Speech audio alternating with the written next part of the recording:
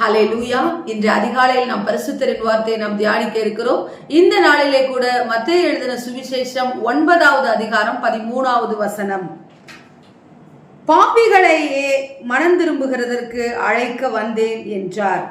நீதிமான்களை அல்ல, பாவிகளையே மனம் திரும்புகிறதற்கு அழைக்க வந்தேன் என்று கர்த்தர் சொல்லுகிறார். ஆம் தேவஜனமே, நீதிமான்களை அல்ல, பாவிகளாகிய நம்மை அழைப்பதற்காக தான், மனம் திரும்பும்படியாக நமக்கு அழைப்பு கொடுப்பதற்காக தான் கர்த்தர் இந்த உலகத்திலே வந்தார். அதனால்தான் பவுல் அப்போஸ்தலர் சொல்றார், பாவிகளில் பிரதான பாவியாய் நான் இருக்கிறேன் என்று சொல்லி.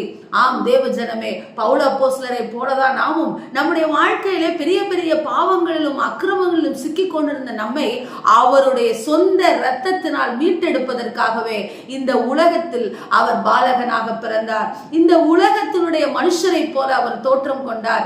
ஆம் தேவ ஜனமே, தேவன் இந்த உலகத்திற்கு வந்ததனுடைய பிரதான நோக்கம் நம்மை மனம் திரும்புகிறதற்காகத்தான். நாம் மனம் திரும்பி அவரை ஏற்றுக்கொள்ளும்படியாக நம்மை அழைக்கிறதற்காகவே, பரலோக ராஜ்யத்திற்கு சொந்தக்காரர்களாக நம்மை அழைப்பதற்காக தான் கர்த்தர் இந்த உலகத்திலே வந்திருக்கிறார். இந்த கிறிஸ்து பிறப்பு விழாவை வருடம் வருடம் கொண்டாடுகிற நீங்கள் ஒரு நிமிஷம் சிந்தித்து பாருங்கள்.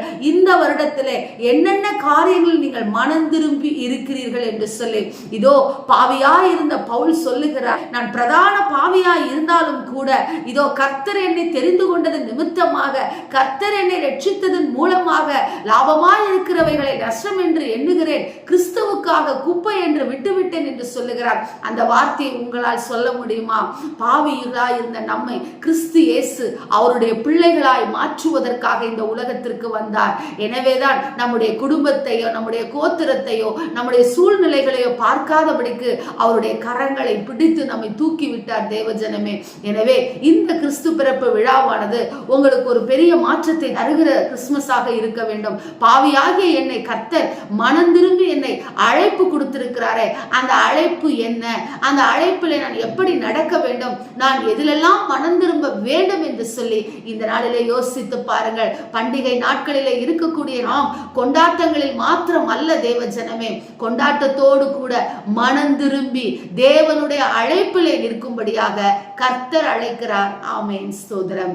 எங்களை நேசிக்கிற எங்கள் நல்ல தகப்பனே, இந்த நாளிலே நாங்கள் கேட்ட வார்த்தையின் பிரகாரமாக நீதிமான்களை அல்ல, பாவிகளையே மனம் திரும்புகிறதற்கு அழைக்க வந்தேன் என்று சொன்ன தேவனாகிய கர்த்தாவே, தகப்பனே, எங்களை அழைத்திருக்கிறீரப்பா, உம்முடைய பிள்ளையாக மாற்றி இருக்கிறீர் ஆண்டவரே. நாங்கள் என்ன செய்ய வேண்டும், என்னென்ன காரியத்திலெல்லாம் மனம் திரும்ப வேண்டும் என்று சொல்லி ராஜா எங்களோடு பேசும். நாங்கள் எங்களை மாற்றிக்கொள்ள எங்களுக்கு கிருபை தாரும் என்று சொல்லி ஜெபிக்கிறோம் நல்ல பிதாவே. ஆமென்.